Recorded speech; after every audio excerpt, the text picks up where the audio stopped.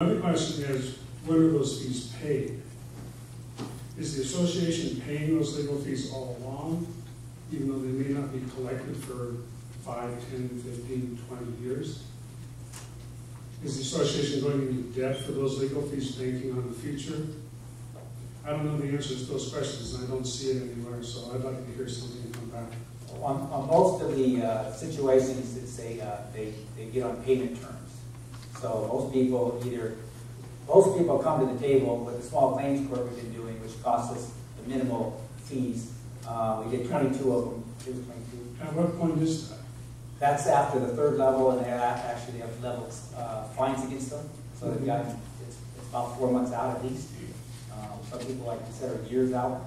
And so they go to small claims court, and some people decide to come to the table before that. Other people after the small claims court, we win the judgment, then they'll come and settle. We'll figure out a payment plan. The small claims court is limited to what? 5,000. 5,000. So it could easily surpass small claims court based on what I saw here on the screen. It could. At that point, the fines go on at $1,000. So the question is still open. Is the association paying legal fees all the way up until they manage to collect something? Oh yes, definitely. We never recover them right now. And has there been any estimate based on history as to what those fees might total before there's a collection? Well, if you look at our budget of last year, it was $30,000. We spent $54,000, so we spent $24,000, and we had planned to spend because we've gone after other houses that have been delinquent. There's some houses that actually pay their dues, but refuse to take care of their yard. So they're in compliance with their dues or set their assessments, but they just don't want to take care of the yard. Well, I understand that, but I'm just trying to get a look at the cash flow and find out if this change is going to cost money or save money. I don't understand. Yeah, well, it'll save money. But Twin Lakes is one of the most conservative associations I represent or ever represented. The board is very aware about using us. And these days, if they did actually say, okay, we want you to go after this person for assessments, fines, whatever, we have flat fee for them. It covers through a default judgment on the case. And that's $1,800 plus the filing fees, if it goes that far. Plus the fact, I always tell boards that if they learn somebody can't pay or can't do something because of health, death in the family, other things going on that truly make a difference in that person's life, I always tell them, put it off. Tell the person involved is, okay, we hear you, we'll take it up later on, whether that's 6 months, a year and a half from now, to give them time to hopefully square things away. I still haven't heard anything about the cash flow issue. Well, I don't know about cash flow. All I know is the board... When you're running a business... I understand that. Just a second, you asked me a question and let me talk. Now it's my turn on things. Oh, I don't know... Don't we each get a chance to chat? Well, I hope so, but I'm the one here trying to make a point. I thought you asked a question. Okay. Thank you.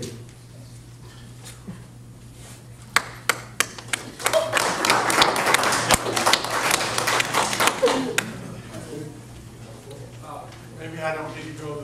Yeah, you have to go to the mic. Everybody's here. This is a suggestion that there seems to be a lot of concern about the ethics reporting process and the response to that.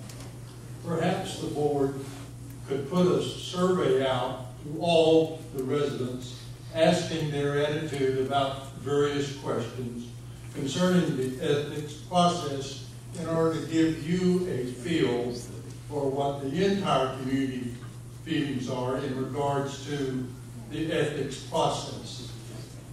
The utility company sends me a bill that compares my use of electricity and gas in comparison to my neighbors. That sharing of that feedback information to all the residents might be helpful to give us feedback from each other through the board. That's a good idea. This as a side note to that, we would get all realms from one to the other. We've had many times been on the board about 2.5 years, and several times we've had a house that is not in compliance. We've written letters, tried to get them to comply, They will not comply with their yards mess, and the neighbors around them threaten to sue the board. We haven't been sued yet, but there's been, talk of it if we don't try to get something done with that house, because we try. They feel we're not doing anything, yet we're trying everything we can in our powers, and then they're threatening to sue us for our hard work. I've been living in Twin Lakes 40 years now, and I'm 82 years old, and I got a nastygram. I call them, those little letters, nastygrams. And I've had more than one. But I've never felt threatened by attorney fees or any problem with compliance. I've done it now. I've seen some pretty ugly properties, especially as people went underwater and we had abandoned houses and all that kind of stuff. And we've got a neighborhood right now, it's a rental and it's a pig pen. And that is got to be addressed by the owner. And he has to spend some bucks to pull the weeds. But I've had my share of nastygrams and I've never felt so threatened, and I don't see any big crisis.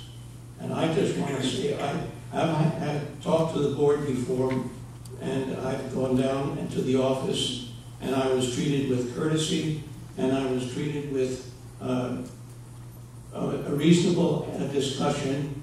And in one of the latest incident I had, I think it's an error, because it was a view from the golf course, and I think they have the wrong property. I think that's how you have, because you can't tell the address. And the lady listened to me and said, I'll pass that along. Okay, no problem. So I just want to say, I don't see a big crisis here. And I just would just assume vote for the amendments. Thank you. We do have a rental, we have more and more rental properties, which poses a problem for the board of aesthetics, because we do have to find out who the owner is. Sometimes the owners moved out of state, and it's difficult to find them. We do track them down, and we've had good success in getting those people to clean up some, not all of them. If the house is in foreclosure, just to let you know, we cannot, there's a house right by me. The person doesn't live there, it's a rental. He just lets the grass is about this high. As a HOA or covenant says, we can go on that property and maintain it and cut the grass. However, if we do that, the federal police would come and arrest us. It's against the law to go on the property. Our covenant says so. So if they still own the property, we cannot do anything about it. If it's in foreclosure and a bank owns it, we do go on that property and mow it and send the bill to the bank who owns it. So there's different things. If you see a house that's abandoned and empty, if it's not maintained, it's the person still owns it, not the bank. We're kind of stuck in that process. We still go after them to try and get it cleaned up, which we're working on. Any more questions for or against? Excuse me.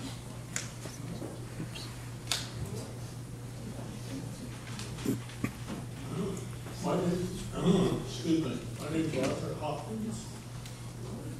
Considering what people have said about this proposal, I think it would be a good idea for you to withdraw it and separate out the trivial things from the substantial things and put it to vote at the next meeting.